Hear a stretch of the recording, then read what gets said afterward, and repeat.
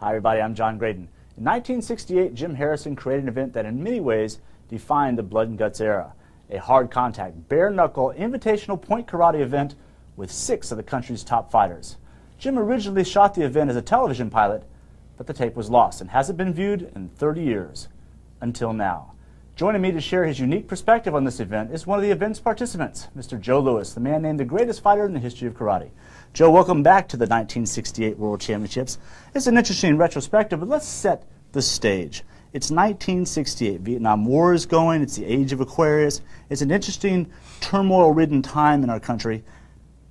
Are we seeing this in the martial arts? What was the state of the sport at the time? Let me give you a couple of chronological things. First of all, the sport is still relatively new. 1967, April issue of Black Belt magazine, we had created the first rating system. I listed the top 10 fighters in America, of which we're getting ready to see a number of them compete. Allenstein, who was one of them, was one of the judges and referees. Pat Burleson, David Moon, myself, Fred Wynn, and Skipper Mullins.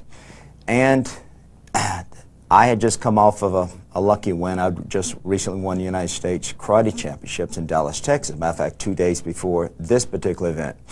The big tournaments at that time, and there weren't many of them, maybe about 4 a year. You had the International Karate Championships, which was the major tournament. You had the United States Karate Championships, which was promoted by Allenstein. You had the International Karate Championships. Then you had Robert Trias's USKA Grand Nationals. Then, of course, you had the Amateur World Karate Championships. So Mr. Harrison, Jim Harrison, had this idea of putting the sport on national television. What better way of doing it than to televise an event, get a group of the top fighters in the country to come up and compete, and call it the first professional world championships. And to make it possible, you got to get the top fighters.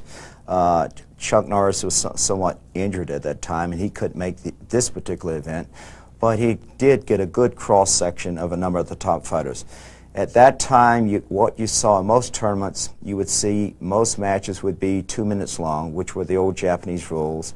They would go by primarily killing techniques, not necessarily what was called killing techniques. The lethal blows of karate. I know later in the program we're going to actually see the point demonstration by Jim Harrison, which is very unique to the time and exciting to see.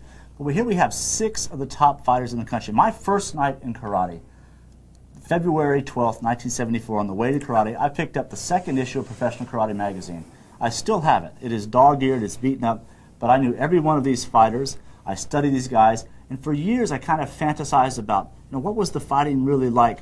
And this was one of the biggest tournaments that it received a lot of PR. It wasn't necessarily a big event, but it received a lot of PR. What was unique about this event? It was the first. When you say first, what do you mean? The first time outside of having a tournament of champions where you get a unique body of the top fighters together. You erase all of the second generation fighters. You just get the top boys fighting. It's unique that it's been televised, because ABC had televised the National Championships in 1965 when Mike Stone had turned it into a bloodbath, and all the networks, ABC, CBS, and NBC, every one of them said, that's it, we're banning the sport forever. And so it was real hard to get it back on national TV.